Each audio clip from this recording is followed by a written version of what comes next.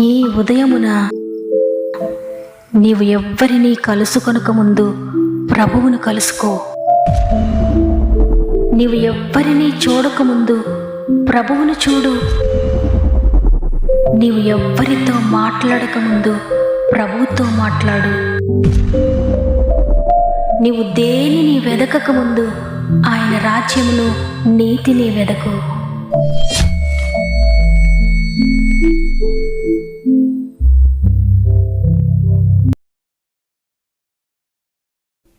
Praise the lord.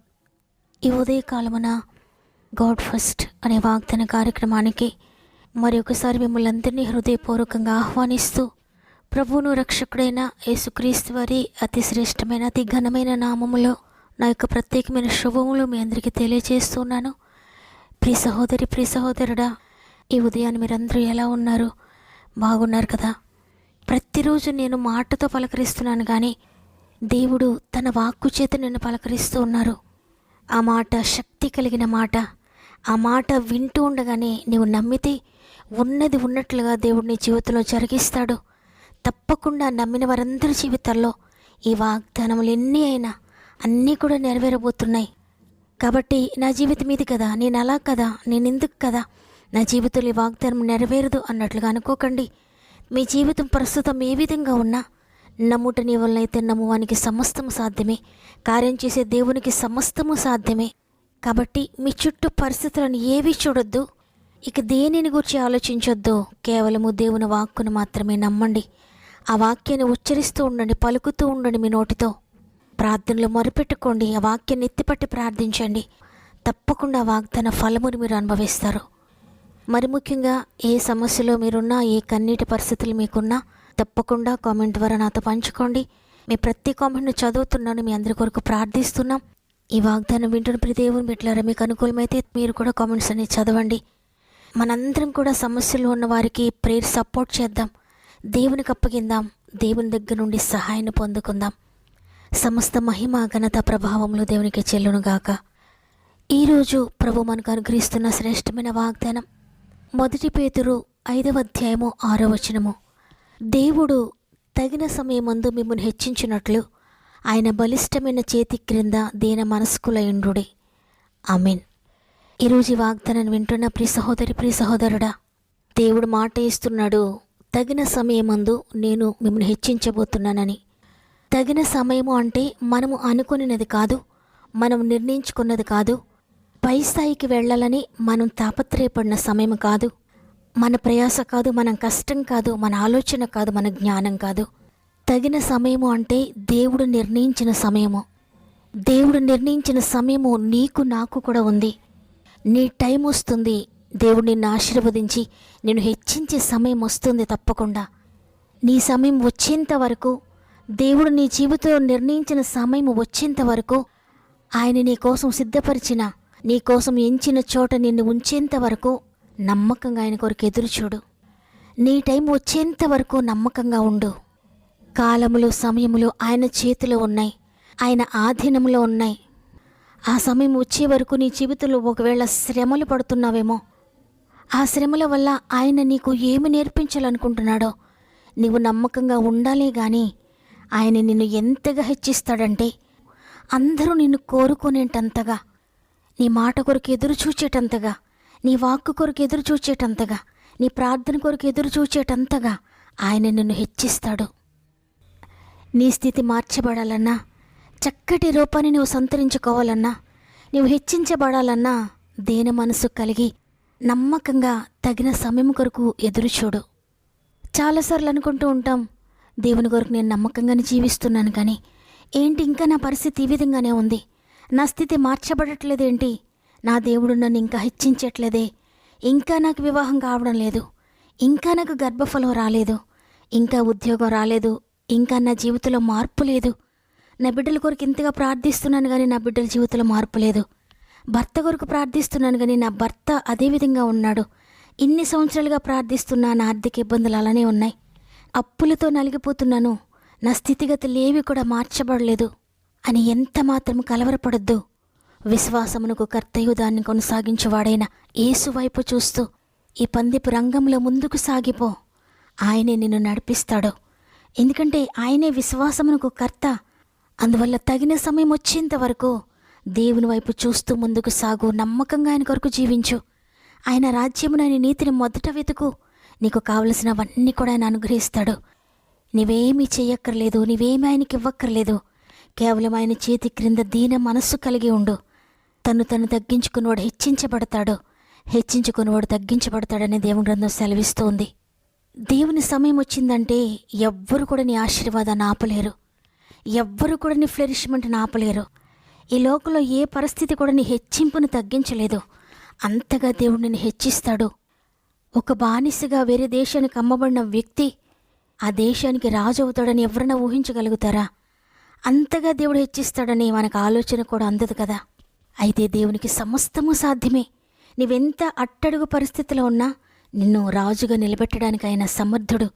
నీవెంత దిగజారిన స్థితిలో ప్రస్తుతం ఉన్నా ఆయన కొరకు నమ్మకంగా జీవిస్తూ ముందుకు వెళ్తే చాలు. ఆయన అందరికంటే అన్నిటికంటే నిన్ను ఉన్నత స్థితిలో నిలువబెడతాడు.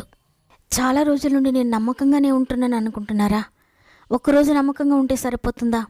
ఒక నెల నమ్మకంగా ఉంటే సరిపోతుందా? ఒక సంవత్సరం నమ్మకంగా ఉంటే సరిపోతుందా? అంటే దేవుని సమయం వచ్చేంత వరకు నమ్మకంగా ఉండు. అందుకే లేఖనం సెలవిస్తోంది, మరణము వరకు నమ్మకంగా ఉండు, నేను నీకు జీవకిరీటం ఇస్తానని. అందుకే పౌలు భక్తుడు అంటాడు, నా పరుగు తుదముట్టించాను అని. అంటే దేవుని సమయం వచ్చేంత వరకు దేవుని కొరకు నమ్మకంగా జీవించు. నీ సమయం వచ్చేంత వరకు ఆయన బలిష్టమైన చేతి క్రింద దీన మనసు కలిగి ఉండు. నీవెంతగా తగ్గించుకుంటే అంతగా హెచ్చించబడతావు. నేను జీరోని అనుకుంటే దేవుడు నీ ప్రక్క ఒక్కటిగా నిలబడతాడు. నేను ఇంకా తక్కువయ్యా అని నేను 2 జీరోలు అనుకుంటే దేవుడు నీ ప్రక్కన ఒకటిగా నిలబడితే అప్పుడు నీ విలువ ఇంకా పెరుగుతుంది. ఆ విధంగా నువ్వెంతగా తగ్గించుకుంటావో, నేనేమీ కాదయ్యా, నేను కాదయ్యా, నేను జీరోనయ్యా అని నువ్వెంతగా జీరోని అనుకుంటున్నావో ఆ ప్రక్కన దేవుడు ఒకటిగా నిలబడతాడో అంత విలువ నీకు పెరుగుతుంది. కాబట్టి ఈరోజు ఈ మాటలు వింటున్న ప్రియ దేవుని బిడ్డలారా, ఇంకా నా స్థితి మారలేదు, ఇంకా నన్ను హెచ్చించలేదని ఎంత మాత్రం కలవరపడొద్దు. ఇంకా ఈ కార్యం జరగలేదు, ఇంకెప్పుడు జరిగిస్తాడు నా దేవుడు, నా జీవితం అంతా అయిపోతుంది అని ఎంత మాత్రం నిరుత్సాహపడొద్దు. ఎన్ని రోజులు గతించిపోతూ ఉన్నా, ఇంకా శ్రమలు ఏడవుతూ ఉన్నా, ఎంతగా నువ్వు తగ్గించబడుతూ ఉన్నా, అందరూ నేను తగ్గిస్తూ ఉన్నా, పనికిరాని వాడవని అంటూ ఉన్నా, పనికిరాని దానం అంటూ ఉన్నా, నీ జీవితం నీకే అసహ్యంగా ఉంటూ ఉన్నా, దేవుని కొరకు నమ్మకంగా జీవించు. ఏ పరిస్థితి ఎదురైనా ఆయన కొరకు నమ్మకంగా నిలబడు. దేవుడు నీ ప్రక్కన ఒక్కటిగా నిలబడతాడు. తగిన సమయంలో నేను హెచ్చిస్తాడు. కాబట్టి ఈరోజు ఈ మాటలు వింటున్న ప్రియ సహోదరి, ప్రియ సహోదరుడా, దేవుని కొరకు తగ్గింపు కలిగి, దేని మనసు కలిగి, నేను కాదయ్యా, నా ఇష్టం కాదయ్యా, పూర్తిగా నీ చిత్తానికి నేను ఒప్పుకుంటున్నానయ్యా, నీవు నీ చిత్త ప్రకారంగా నా జీవితాన్ని నడిపించండి, నీ ఇష్టమే నా జీవితంలో నెరవేర్చండి అని ఆయనకు అప్పగించుకో. తప్పక తగిన సమయంలో ఆయనను హెచ్చిస్తాడు. ఏ శ్రమ గుండా నువ్వు వెళ్తూ ఉన్నా ఆ శ్రమను గురించి ఆలోచించకుండా, ఆ శ్రమ వైపే చూస్తూ, ఆ శ్రమ ఏంటి, నా జీవితంలో ఎలా వచ్చిందని కేవలం దాని మీద నువ్వు ఫోకస్ చేయకుండా దేవుని శక్తిని ఆశ్రయించి ఆయన వైపు చూస్తూ, తండ్రి ఈ శ్రమలో నేనేమి నేర్చుకోవాలో నాకు నేర్పించండి అయ్యా, నీకు ఇష్టమైన పాత్రగా నన్ను తయారు చేయండి అయ్యా అని ప్రార్థిస్తే నిజంగా దేవుడు నిన్ను గురించి ఎంతగానో సంతోషిస్తాడు. నీవు తగ్గించుకున్నప్పుడే నీ జీవితంలో కార్యములు ప్రారంభమవుతాయి. హెచ్చింపబడ్డానికి నీవెంతకాలం ప్రయత్నించినా, ఎంతగా ప్రయాసపడినా నీ ప్రయాస అంతా వృధాయే. దేవుడు మాత్రమే నేను హెచ్చించగలడు. ఆయన హెచ్చిస్తేనే నువ్వు హెచ్చించబడతావు. కాబట్టి ఈరోజు అందరం కూడా ఆయన చేతి క్రింద దీన మనస్కులుగా ఉండి, నేను కాదయ్యా, నన్ను బట్టి కాదయ్యా, కేవలం నీ కృపను బట్టి నేను హెచ్చింపబడాలి, నా జీవితం అంతా నీకు తెలుసయ్యా, నీ చిత్తానుసారంగా నన్ను నడిపించండి అని దేవునికి మనలను మనం సమర్పించుకుంటూ ఆయన సందులో మోకరిందాం. ప్రేమగల తండ్రి, నీకు వందనాలయ్యా. అద్భుతకరుడు, ఆశ్చర్యకరుడు, నీ కృపను బట్టి మరి ఒక దినాన్ని మాకు ఇచ్చావు. బ్రతికి ఉన్నామంటే నీ కృప తండ్రి, మేము జీవిస్తున్నామంటే నీ కృప మాత్రమే తండ్రి. మరలా ఈ విధంగా మేమందరం కలిసి నేను స్తుతించి గొప్ప భాగ్యం మాకు ఇచ్చినందుకు నీకు కృతజ్ఞతలు తండ్రి. ఈరోజు వాగ్దానం చేశారు తండ్రి, తగిన సమయం ముందు నేను హెచ్చించబోతున్నానని. తండ్రి, ఎంతమంది అయితే నా జీవితంలో మార్పు లేదు, నా బ్రతికి ఇలానే ఉందని దుఃఖిస్తున్నారో అందరినీ మీరు హెచ్చించబోతున్నందుకు వందనాలయ్యా. ప్రతి పరిస్థితిని మారుస్తున్నందుకు వందనాలు, స్థితిగతులన్నిటినీ మార్చివేస్తున్నందుకు వందనాలు. వారెక్కడ దిగజారిపోయిన పరిస్థితిలో ఉన్నారో వారిని హెచ్చిస్తానని వాగ్దానం చేశారయ్యా. నీ చేతి క్రింద దీన మనస్కులైన ప్రతి ఒక్కరిని హెచ్చించండి. ఎంతమంది వారి జీవితాన్ని బట్టి కాదని ఒప్పుకుంటున్నారో, నేను కాదయ్యా అని ప్రార్థిస్తున్నారో అందరి జీవితంలో మీ కార్యమును ప్రారంభించండి. ప్రతి జీవితంలో అద్భుతాలు చేసి నడిపిస్తున్నారు నమ్ముతున్నాను. మరి ముఖ్యంగా తండ్రి, అనేక మంది బిడ్డలు వారి ప్రార్థన అవసరతలు మాకు తెలియజేస్తున్నారు. అనేక సమస్యలు గుండా వెళ్తున్నారయ్యా. అనేక బాధలు, ఇరుకులు, ఇబ్బందులు గుండా వెళ్తున్నారు. ప్రతి ఒక్కొక్కరిని కొన్ని గాయపడిన చేతులకు అప్పగిస్తున్నాను తండ్రి. వారి కొరకు మీరు రక్తం కార్చారు, ప్రాణం అర్పించారు, గాయపడ్డారు, వెల చెల్లించారు నైనా. మీరు చెల్లించిన వేలను బట్టి అందరి జీవితాలు అద్భుతాలు జరుగును గాక. మీ యొక్క బలియాగమును బట్టి ప్రతి ఒక్కరి శాపము కొట్టివేయబడును గాక. శిలువ యాగమును బట్టి ప్రతి ఒక్కరి పాపము కొట్టివేయబడును గాక. ప్రతి రోగము నిశ్చయంగా యేసు భరించెను కాబట్టి విడుదల పొందుకుంటున్నారు నమ్ముతున్నాను.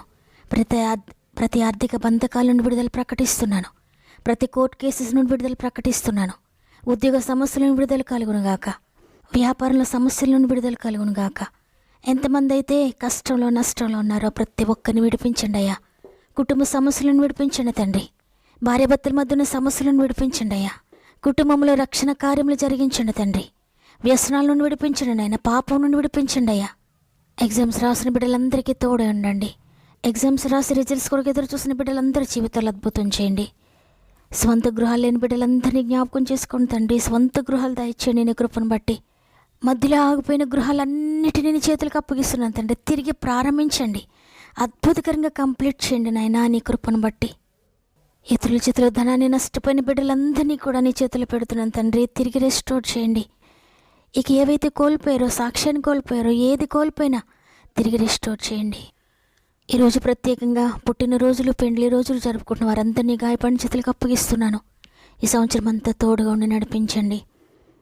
గర్భంతోనే బిడ్డలను కూడా జ్ఞాపకం చేసుకోండి తండ్రి. 9 నెలలు మీరు తోడుగా ఉండి చక్కటి సేఫ్ డెలివరీ స్థాయి చేయండి. ఇది మనం ప్రారంభిస్తూ ఉండగా రోజంతా ఆత్మీయ కుటుంబానికి తోడుగా ఉండి వారు చేసే ప్రతి ప్రయత్నం మీరు ఆశీర్వదించి, వారు ఎక్కడికి వెళ్తున్న వారి ప్రయాణాల్లో, వారి పనిపాట్లలో అన్నిటిలో కూడా మీరు తోడుగా ఉండి దీవించి ముందుకు నడిపిస్తారని యేసయ్య పరిశుద్ధమైన నామములు అడిగి వేడుకుంటున్నాను తండ్రి. ఆమెన్. ఈరోజు ఈ వాగ్దానాన్ని విన్న ప్రియ దేవుని బిడ్డలారా, ప్రస్తుతం మీరు ఎంత తగ్గించబడుతున్న పరిస్థితుల్లోనా భయపడకండి. దేవుని చేతి క్రింద దీన మనస్కులై ఉండండి. ఆయన త్వరలోనే మిమ్మల్ని హెచ్చించబోతున్నాడు. ఈ వాగ్దానం ద్వారా నేను బలపరచబడ్డాను అనుకుంటే తప్పకుండా ఆమెను కామెంట్ చేయండి. లైక్ చేయడం, షేర్ చేయడం మర్చిపోకండి. దేవుడు మిమ్మల్ని, మీ కుటుంబాలను అత్యధికంగా ఆశీర్వదించి దీవించును గాక. దేవుని చిత్తమైతే రేపు కలుద్దాం. అంతవరకు ప్రభు మీకు, మీ కుటుంబాలకు తోడు నడిపించును గాక. God bless.